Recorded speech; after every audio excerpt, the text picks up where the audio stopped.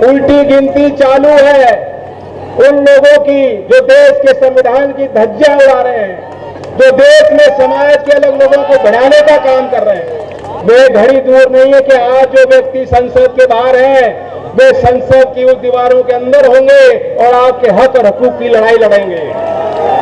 ये मैं मानने को तैयार नहीं हूं कि 4 नौजवान एक दिन सुबह उठे और उन्होंने हथियार लिए और जाके सीधा गोली मार दी। नहीं है, वो कमर कस लो, लड़ाई बहुत कैड़ी है। आप देखें क्या व्यवस्था, पूरी व्यवस्था के खिलाफ आपको लड़ना होगा।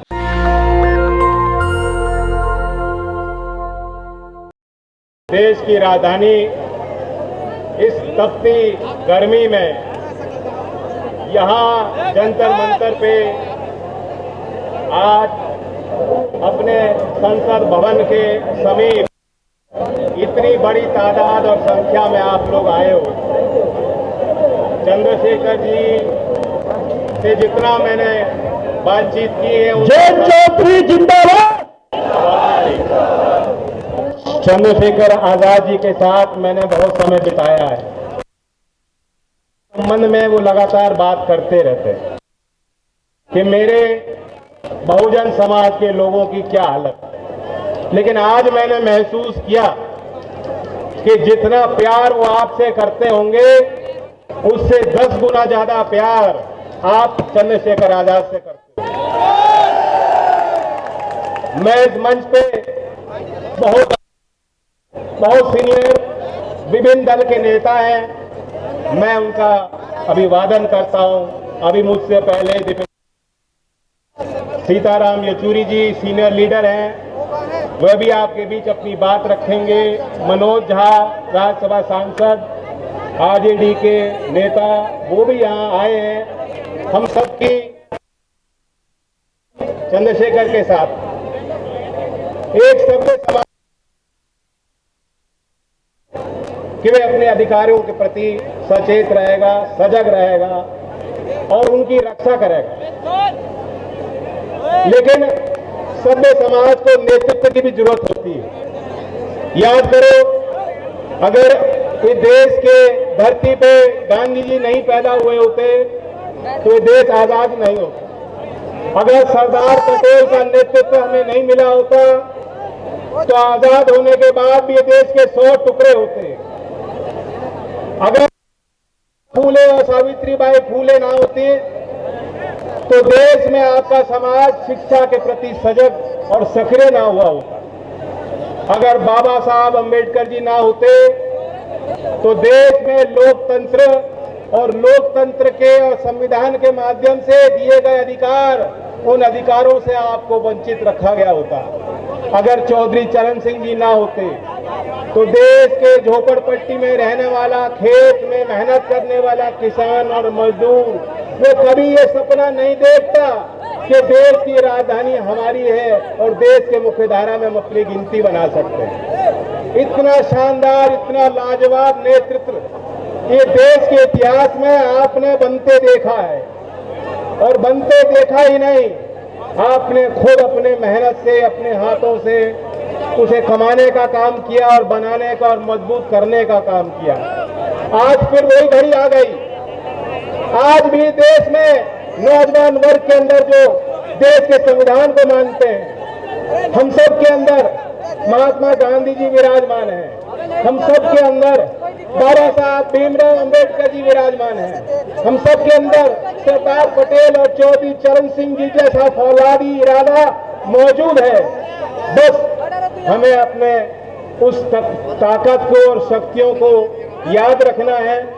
बिल्कुल ठीक कहा दीपेंद्र भाई ने, चंद्रशेखर आजाद आज संसद के बाहर आपके साथ हर कदम में कदम मिलाकर संघर्ष कर रहे हैं कि नहीं कर रहे हैं। वो वक्त दूर नहीं है, क्योंकि मैंने बात नेतृत्व की नेताओं को पहचानने और उनको मजबूत करने की बात आपके बीच कही है। वे घड़ी दूर नहीं है कि आज जो व्यक्ति संसद के बाहर हैं, वे संसद की उस दीवारों के अंदर होंगे और आपके हक और हकूक की लड़ाई लड़ेंगे। 2024 में कितने दिन बाकी हैं, उन्हें गिनना शुरू करो। उल्टी गिनती चालू है उन लोगों की जो देश के संविधान की धज्जियां उड़ा रहे हैं, जो देश में समाज के अलग लोगों को बढ़ाने का काम कर रहे हैं। मणिपुर की घटना कोई छोटी घटना नहीं है। इस देश में एक वो भीड़ है जो बाबा साहब अमर रहे, जय भीम, चौधरी चरण सिंह अमर रहे, जय किसान, जय नौजवान का नारा ले रहे हैं। और एक दुर्भाग्यपूर्ण ऐसी भीड़ इस देश में बनती हमने देखी है जिसके हाथों कोई मजदूर, गरीब, वंचित समाज का व्यक्ति उनके हाथ लग जाता है, कोई अल्पसंख्यक उनके हाथ लग जाता है, कभी खान पान को लेकर, कभी बोल भाषा को लेकर, कभी धर्म को लेकर, कभी जाति को लेकर, कभी लिंग भेद को लेकर बहाना बनाकर भीड़ के हाथों हत्याएं हो रही हैं। मणिपुर एक और उदाहरण है। मणिपुर कोई साधारण अपराध नहीं हुआ है।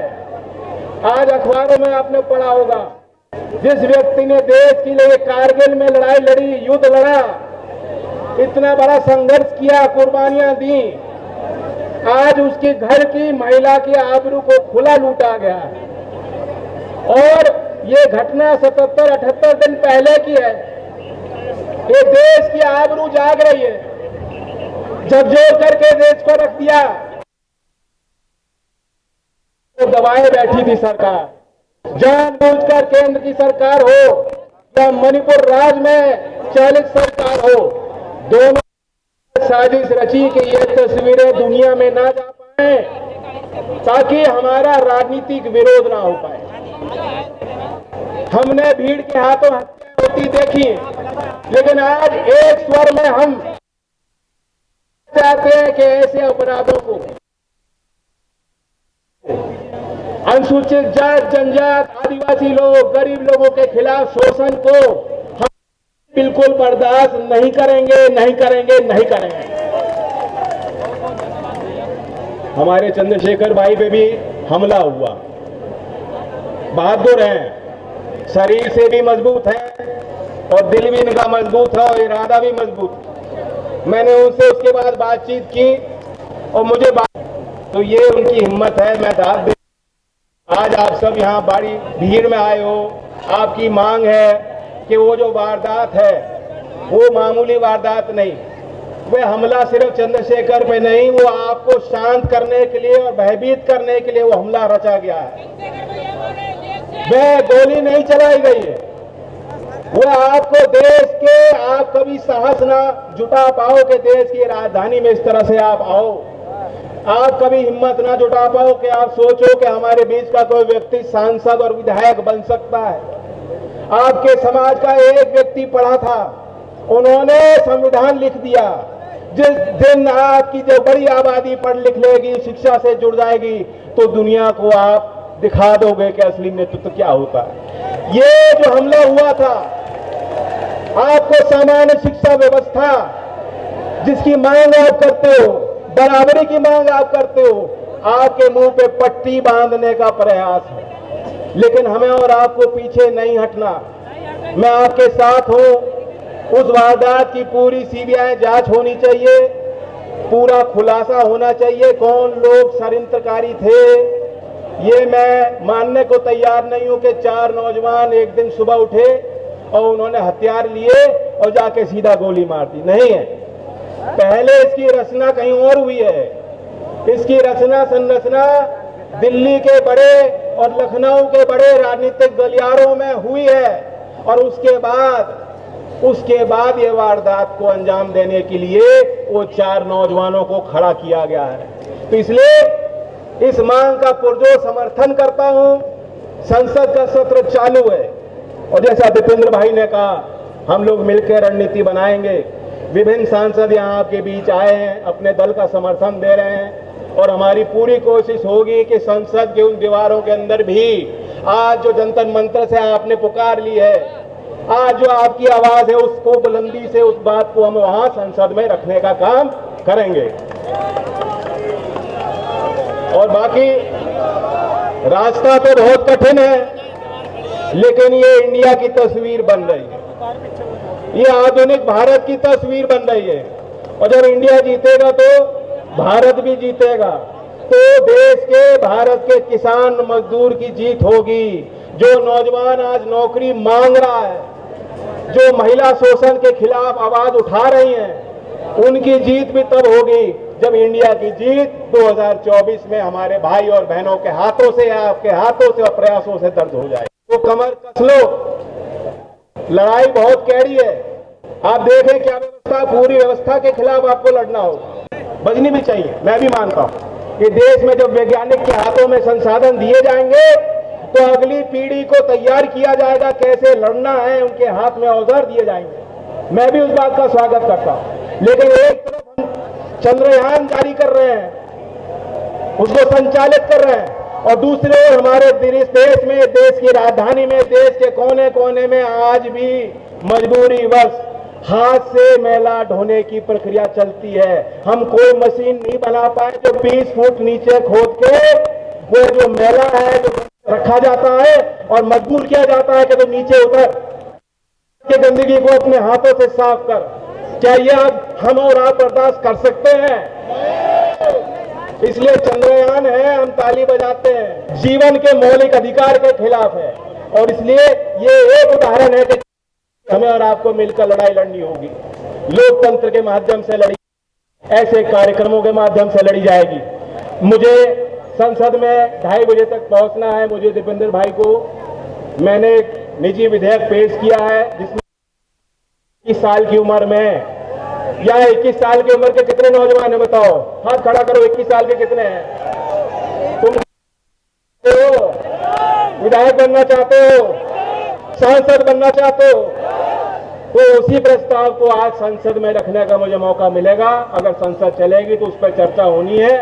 इसलिए मैं आपसे आज्ञा मांगता हूं और मैं कहना चाहता हूं कि यहाँ जो भी फैसला होगा, बहुत हमारे समाज के जिन्होंने बड़े बड़े आंदोलन किए, सारे नेता मौजूद हैं। नेशनल दस्तक की आपसे गुजारिश है कि अगर इसको बचाना चाहते हैं तो नेशनल दस्तक को सब्सक्राइब करने के लिए रेड कलर के सब्सक्राइब बटन को दबाएं, फिर बेल आइकन की घंटी दबाएं। नेशनल दस्तक को बचाने के लिए बहुत जरूरी है कि हर खबर को शेयर करें, लाइक करें, कमेंट जरूर करें।